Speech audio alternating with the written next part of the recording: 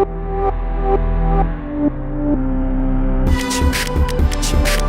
Hi, welcome to this another episode with me Arshi. एक और video के साथ मैं आपके सामने हूँ और मेरे साथ आज सिद्धांत है।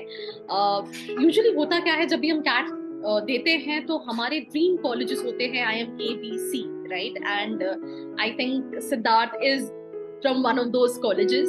ही was able to make it.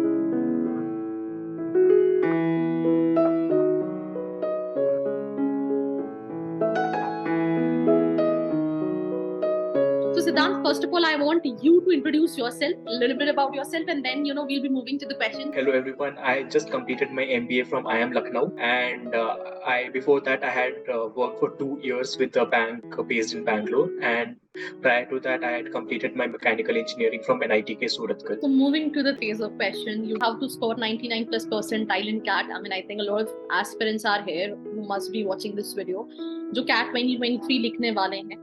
Sections होते हैं, टाइम ड्यूरेशन कम है, एंड बहुत सारी स्ट्रैटेजीज होती हैं, एंड कुछ डूज एंड डोंट्स होते हैं. तो I just wanted to understand what was your strategy and how you was able to make it for your CAT, so that वो कहीं ना कहीं उन लेसन्स को लेके अपनी प्रिपरेशन में डाल के उसको इम्प्रूव कर सकें. या so over to you. So जैसे 3 सेक्शंस होते हैं. एक तो वर्बल का होता है, एक data interpretation and logical reasoning होता है, और एक क्वांट्स का होता है. तो या तो स्टूडेंट्स को जनरली कैट प्रिपरेशन करते टाइम ही पता रहता है कि कोई उनका एक स्ट्रॉन्ग सेक्शन है और कोई एक सेक्शन उनका वीक सेक्शन है. या तो स्टूडेंट्स को प्रिपरेशन के टाइम ही पता रहता है, या मॉक टेस्ट देते देते उन्हें पता चलता है कि हाँ, इस वाले सेक्शन में मेरे को कंसिस्टेंटली अच्छे मार्क्स आ रहे हैं एंड इस वाले सेक्शन में कंसिस्टेंटली लोअर मार्क्स ही आ रहे हैं.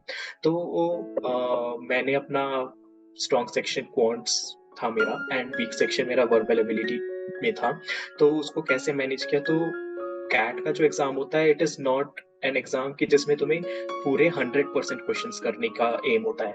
इसका एग्जाम ऐसा होता है कि तुम स्मार्ट अटेम्प्ट करो, इस तरीके से अटेम्प्ट करो कि तुम्हारी एक्यूरेसी हाई रहे, एंड जितने भी तुम क्वेश्चंस कर रहे हो वो सारे करेक्ट करो, and not all questions need to be attempted. जितने भी अटेम्प्ट कर रहे हो वो अच्छी एक्यूरेसी से अटेम्प्ट करो. तो मेरी क्या स्ट्रैटेजी थी? ये स्ट्रैटेजी मेरी मॉक टेस्ट देते देते बनी है. तो ऐसी स्ट्रैटेजी थी कि सिंस क्वांट्स में मैं स्ट्रॉन्ग हूँ एंड मेरी उसमें स्पीड भी अच्छी थी, तो मैं उसमें क्या करता था, उसमें मैं ऑलमोस्ट ऑल क्वेश्चंस अटेम्प्ट करने की कोशिश करता था. और वर्बल एंड लॉजिकल रीजनिंग में मैं जैसे वर्बल में रीडिंग कॉम्प्रिहेंशन आता है, अगर 4 रीडिंग कॉम्प्रिहेंशन आ रहे हैं एक पेपर में, तो ऐसा एम करो कि 2 या 3 तो पूरे ढंग से हो पाए.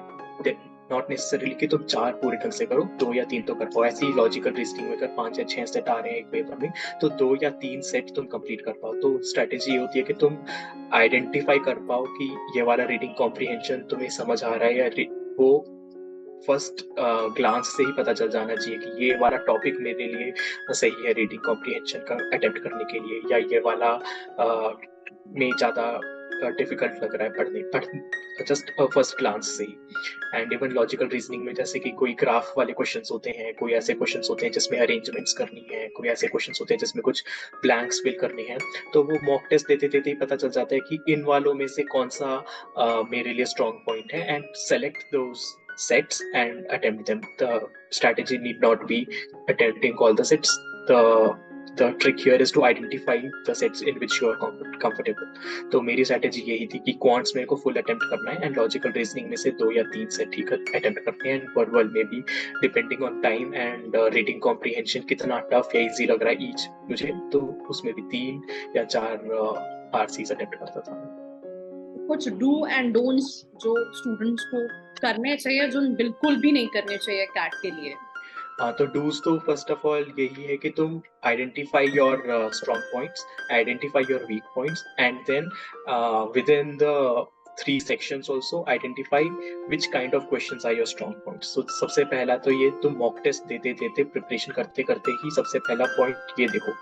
एंड डोंट्स में ये होना चाहिए कि अगर तुमने एक सेट स्टार्ट कर लिया है एंड तुमसे वो सेट बन नहीं रहा है, for example logical reasoning, you have started some steps in the solving the set, but वो बन नहीं रहा है। तो लोगों को लगता है कि इतना सारा टाइम 5 या 10 मिनट ऑलरेडी इस वाले सेट के लिए डिवोट कर दिए हैं, तो और टाइम इसके लिए डिवोट करते हैं। But I think that is the wrong strategy, कि अगर वो सेट तुमसे नहीं बन रहा है तो फिर तुम भले ही 30 मिनट उस पर डिवोट कर दो, तो फिर it is not certain that तुम उस सेट को कंप्लीट कर पाओगे। अगर तुम्हें स्टार्ट करते ही लग रहा है कि ये तुमसे नहीं बन पाएगा, तो उस सेट को छोड़ दो and move on. Most students की यही दिक्कत रहती है कि वो सोचते हैं कि अगर अपने अटेम्प्ट स्टार्ट कर दिया है तो उसको कंप्लीट करना पड़ेगा।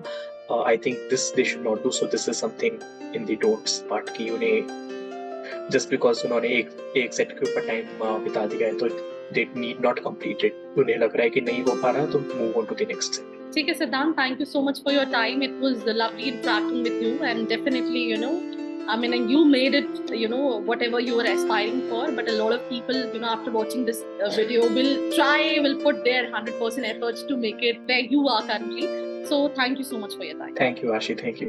ठीक है Siddhant, thank you so much for your time. It was lovely interacting with you, and definitely, I mean, and you made it, whatever you were aspiring for. But a lot of people, after watching this video, will put their 100% efforts to make it where you are currently. So thank you so much for your time. Thank you, Ashi. Thank you.